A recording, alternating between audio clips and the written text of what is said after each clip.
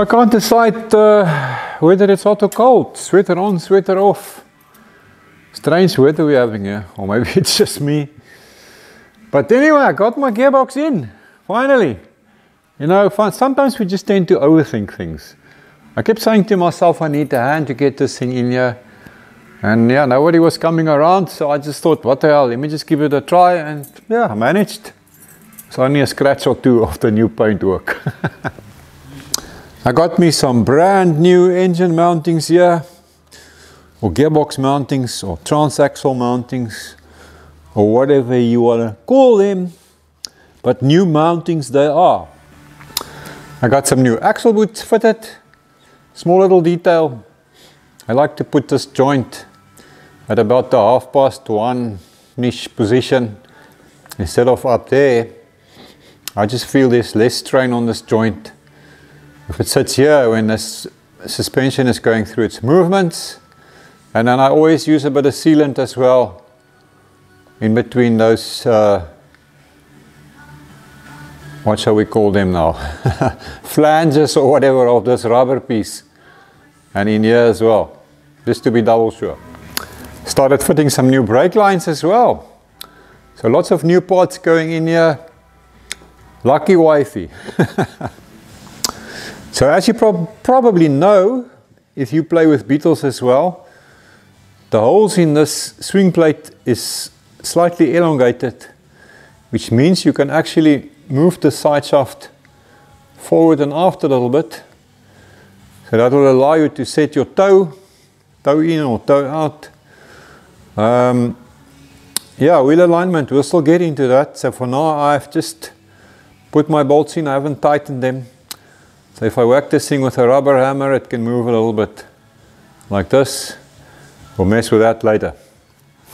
So next thing then is to sort out stuff here, backing plate, oil seals, O-rings, that sort of thing.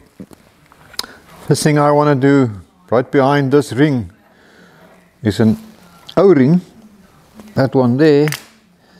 So I'm going to pull the old one off so we can install a new one. So I'm just going to slip the new one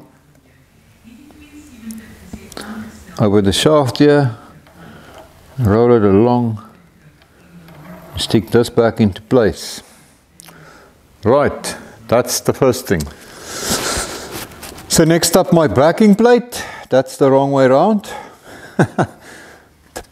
Brake cylinder should be towards the top. I did give it a little bit of a spot of sealant here on the back for what it's worth. So this fellow slips on like that. Just gonna wipe that bit of sealant off. Alright, so let's see. Okay, that sits nicely. Next goes my gasket. Slips over it like this. I did give this gasket a wipe with a bit of oil. So now we can just maneuver this fellow into place. Alright, something to that effect. I think that'll do.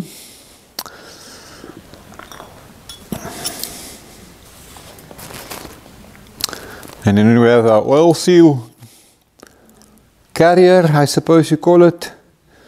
And there's an O-ring that goes in right there, like that. Okay. So now this fellow can go on.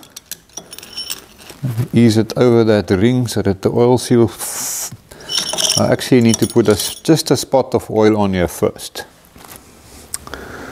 Let's just put a drop of oil here. Wipe that. Maybe a little bit more.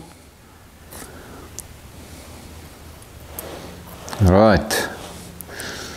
Now I can pop in this guy. It's got this breather hole that must face towards the bottom. And gently push it over. That feels good. Right, now we can stick in our bolts.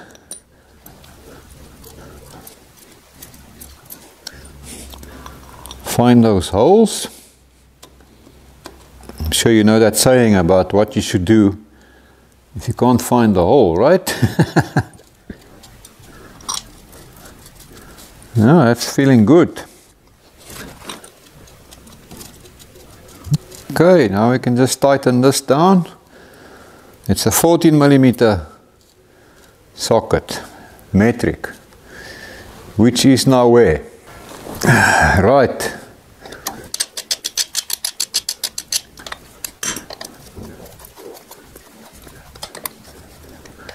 Now we can just tighten this down and then everything will be good.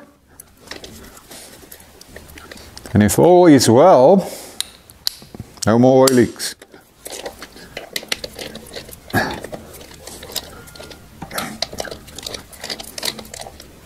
You know that business about tightening things diagonally, right? You do this one and then you go diagonally opposite and you do that one. And then the same with these two.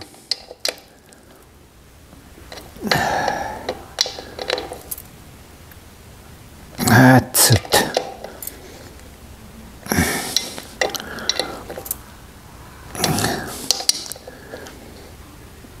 Yes, that feels good. I think that is this business done. Next we got to fit the brakes. Now I can fit my brand spanking new wheel cylinder.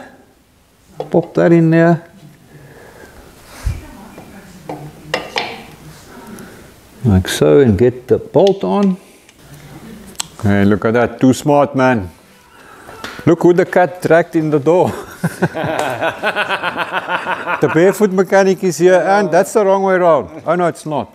And OG Dirk is here as well. Wait. Yeah. We got the muscle. Yeah. Stinging, yes. So while we got the muscle, let's grab the boys. Okay. What's that saying about finding a hole? Put the air on it. Yeah, it's not finding. Okay. It's finding now. Okay. That's one.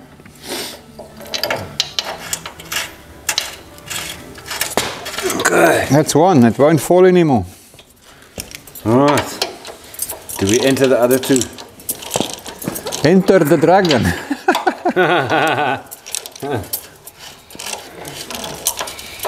Your wife's not here yet. There we go. Hey, what are you talking about?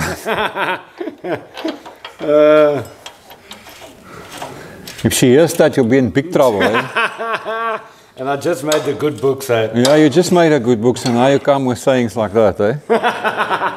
Oh, we got it on. That's it. I can start playing with things. Thanks, boys. Yeah, Kai. Right. Now we're making progress. Yes. Can get the wheels on just now. Yeah. Now, first got to do all the brakes and stuff in the back. There's your brake fitting. You have fitted. Fantastic. Ah. Puppy looks good. Yeah. Oh, that works. Okay, so let's get the brake shoes into place. I've got a spot of copper compound on those bearing surfaces where the shoes rest against the backing plates, and also here on the ends, just to prevent some squeaks. So this fellow will go in like this. And now we take this little spring here. That goes across like that, obviously, and then that little retainer washer clip thing. There we go.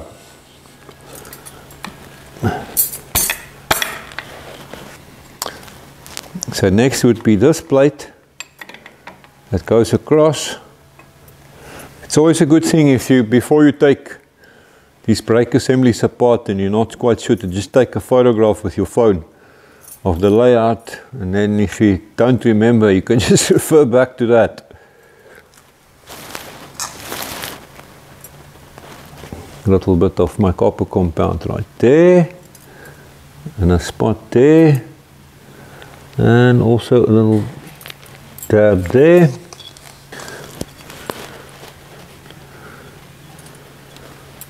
Same business here. And now that one goes in like that. Where's my pin?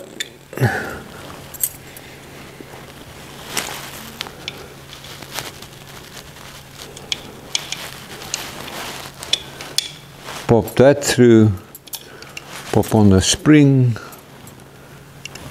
retainer washer.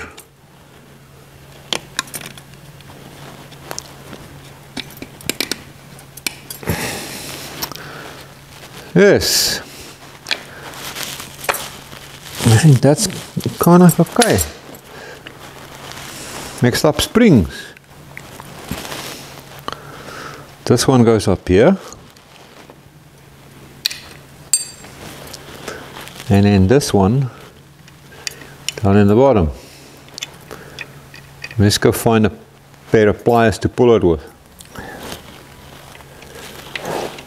Pull, and it's in.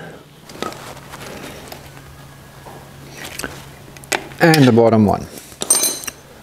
I think we still need this little clip that goes in here. Let's see if I pull on this lever here. Yep. It's all looking good. So I've still got to connect my handbrake cable. Connects right there. But I first have to have that shortened. And I haven't done that yet. It needs to be shortened, of course, because I shortened the floor pan. Now I do know that my American friends call this an e-brake. Yeah, here in South Africa we talk about a handbrake. So now I'm kind of wondering what my mates down in Australia and New Zealand calls it. Let me know in the comments. But I'm keen to get some wheels on this thing now, man. So I'm just going to stick my brake run on for now. Where's my nut? And then we will, once I have the brake cables, I need to take this off again so I can fit that. So I'm not going to worry about torquing this now or anything. I'm just going to tighten it a little bit. Now this nut needs quite a lot of torque, eh? Something in the region of 220 foot-pounds. But we'll do that once I've got my cable installed. I got everything done here on the right hand side as well. I've even installed new brake lines. In fact, I've got new brake lines running all the way through to the front. Up here I've made up new brake lines everywhere as well. I've got one of these double flare kits, so I can make up my own brake lines. But a little input from me here: buy the most expensive one you can afford, because the El Cheapos, they don't work. And I'll tell you where the big problem lies. These little gizmos here. Hang on, let me show you up close. So this here little gizmo is what you use to achieve that double flare. And if you buy an El Cheapo kit, this is made from Chinesium. And I'm telling you, that little pin right there will break off the first time you try it. Ask me, I know from experience. So buy a decent one, and then you'll be able to do the job.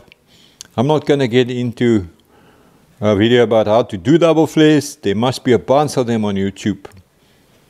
So yeah, there is that.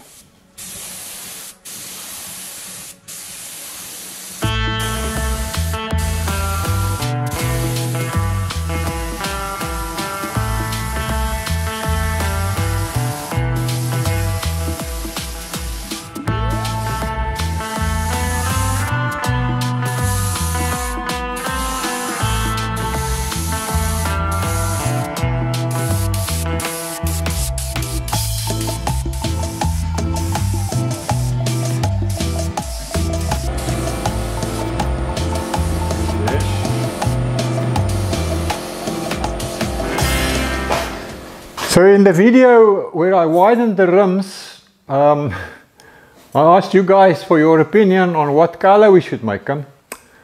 Well, there were suggestions for all sorts of colors. But the majority of you guys voted for black, which was my personal choice as well. Well, now of course the final decision belongs to my wife, because I am building this car for her. So when I went to speak to her, imagine my surprise when she said, yeah, make them satin black with chrome hubcaps. I really thought she guys want yellow rims. So it just goes to show you. So that's what we're going to do. The Barefoot mechanic has offered to spray them. We don't know how that's going to turn out. We'll have to see. And now, the moment I've been looking forward to for a long time. Drum roll, please. Maybe you've been looking forward to it as well. Let's get some wheels onto this thing. Finally. And the old man will just hold this wheel with his legs. See if we can locate those holes. Because with the Beetle, you don't have studs. So it is a little painful. I should actually really fit some studs on here. But anyway, here we are. So let's get some wheel nuts into place and get this wheel onto here. Whoopee!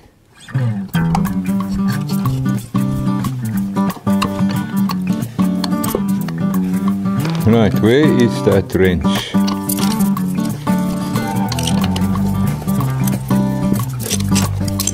So now I'm sure someone is going to say, why don't you use an impact wrench? Well, I just like to do it by hand, because then I can feel what's going on. And I know how tight it is. And there's no chance of stripping threads or anything like that. Call me old-fashioned if you want, I don't mind anymore.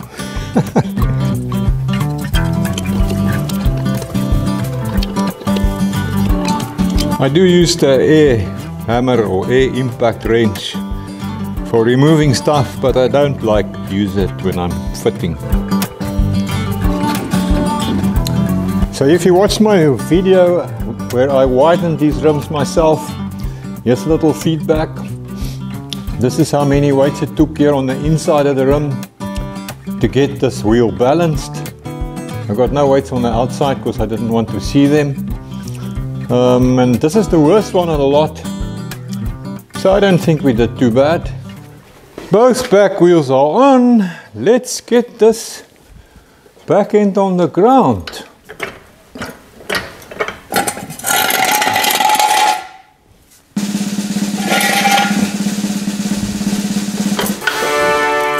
Whoop-de-doo-da-day. I like it. Fantastic.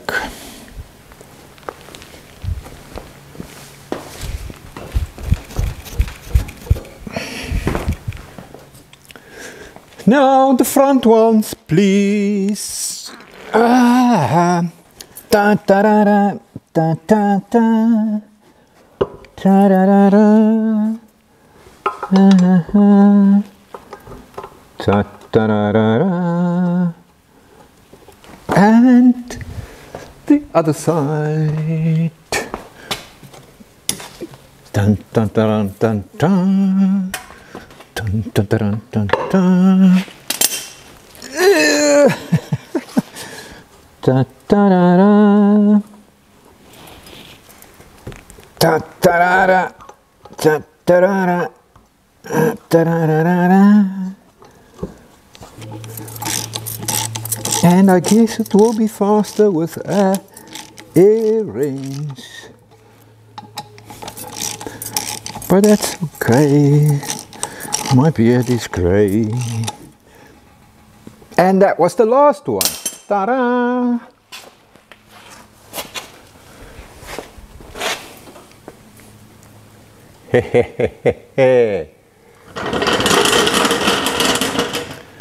And behold, another defining moment coming up. Jack stands out. Down she goes.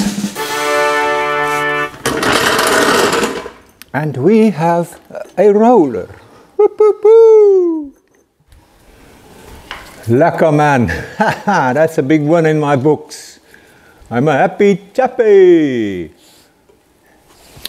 So we will only do final front suspension adjustment when the body weight is on. With my adjusters here. I'll stick a link here on the screen if you want to see how I built these chappies from scratch. Here at the back end I've pretty much got zero camber at the moment. Now no doubt when I stick the body weight and the engine in, we're going to go negative. And we'll probably end up too much negative. We will see. And once all that is in place, we can adjust this to what we want finally. So I widened my rims to 8J. And the tire I have on here is a Dunlop SP Sport FM 800. Size is a 195 50 R15. So yes, I guess you could go wider, but a wider low profile 15-inch tire becomes quite difficult to find here in South Africa, and then they get freaking expensive. For this tire I only paid 900 South African rands. That is cheap enough in my books, and I'm happy with this. I think the profile is nice. The 8J rims did pull the tire a little bit out to lower the profile even more, but they're not sticking out too much. The thread pattern is okay, and I feel for what I paid and what we got, I am very happy. Okay, let's pop on the hubcaps and see what they look like. Now this is not only the best set I have, it's also the only set I have. This one's got a little bit of a ding right there.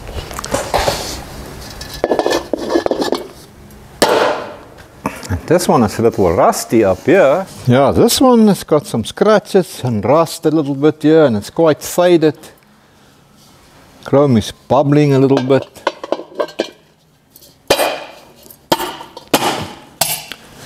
The last one is probably the worst of the lot. It's got a hole here, some dings, a little bit of rust.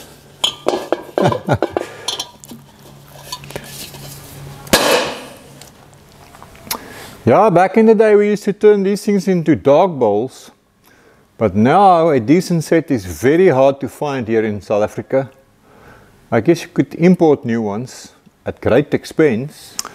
Hey, but you know what? This is going to be perfectly good enough for what we're doing. I mean, after all, we're building a rat rod of sorts. So all those dings and scuffs and rust bits, yeah, that's just going to add a little bit more character, man. And of course, the further you go away from it, the better it looks. So I think it's pretty cool, but I would still like to see what she's going to look like without the hubcaps once we've got the body on. So yes, I'm still going to retain the option to not run them, but then of course the final decision is going to be up to the wifey.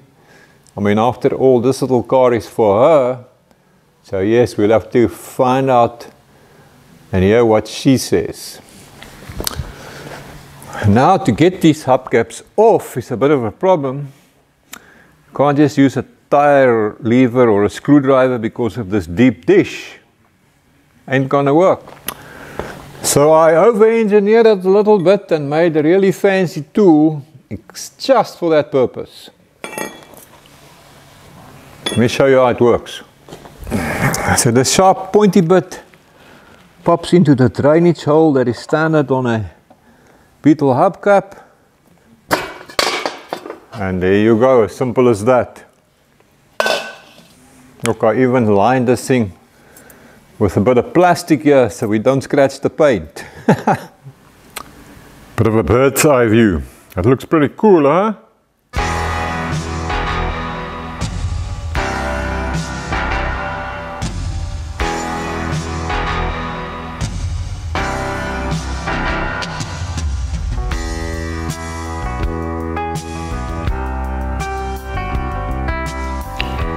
Right, so now I gotta move my rolling floor pan in there so we can get it underneath the gantry and stick that Renault body on top of it again.